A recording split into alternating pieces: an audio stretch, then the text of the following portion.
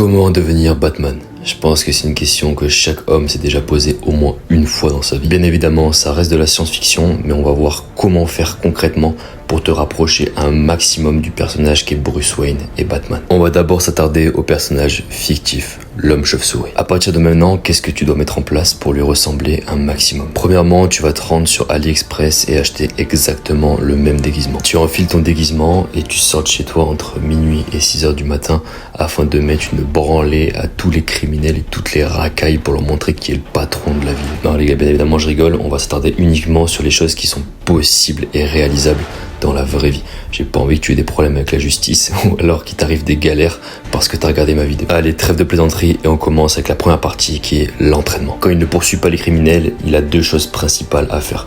Il gère son business la journée et il s'entraîne. Batman fait quasiment que des mouvements polyarticulaires.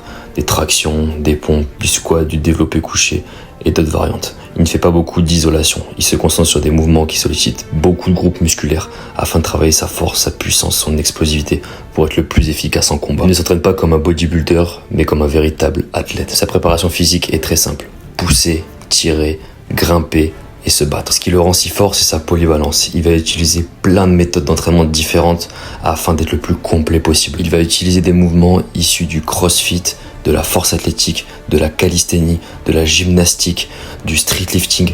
Il va vraiment venir croiser plusieurs styles d'entraînement différents afin de devenir une machine de guerre. Pour ce qui est de ses attitudes en combat, il va maîtriser plusieurs arts martiaux différents.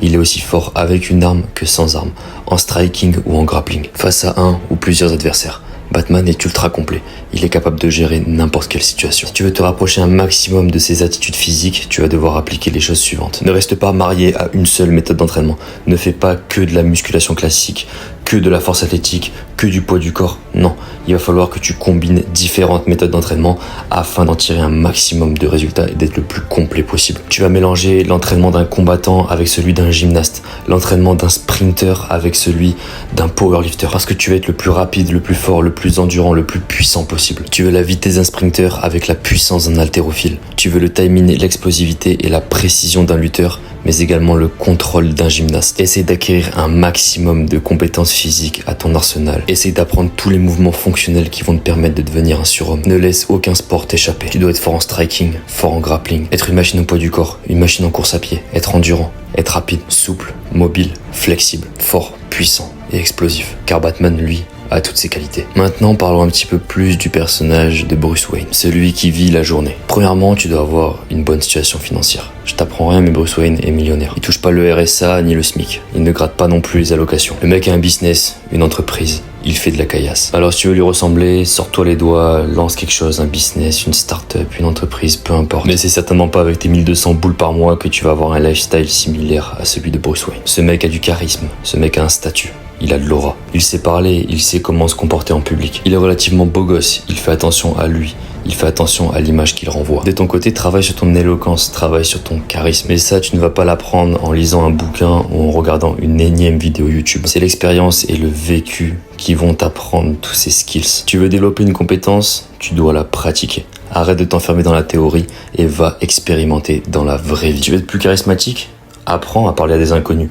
Essaie de leur raconter des anecdotes ou simplement échange avec eux. Tu veux améliorer ton jeu de séduction, va parler à une nana que tu connais pas et essaie de la draguer. Pas forcément dans le but de sortir ou de coucher avec elle, mais simplement pour développer cette compétence. Vois-le comme un entraînement. Et au pire des cas, qu'est-ce que tu vas perdre?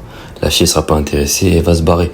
Toi, tu vas continuer ta vie et au moins tu sais que la façon dont tu as procédé n'est pas la bonne. Et tu vas essayer notre méthode la prochaine fois. Puis tu vas t'améliorer, etc., etc.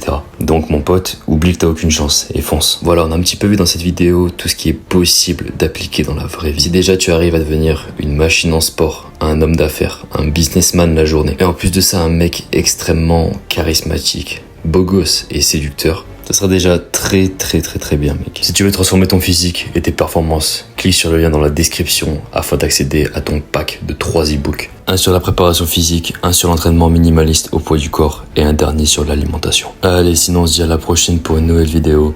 C'était Enzo. Ciao. Perder lo mío, pero nunca me ha faltado. Por eso que la que del rol yo no te lo he mentido. Eso no es nada, ven pa' acá, pa' lo oscuro, pa' acá atrás, pa' doblarte, dile.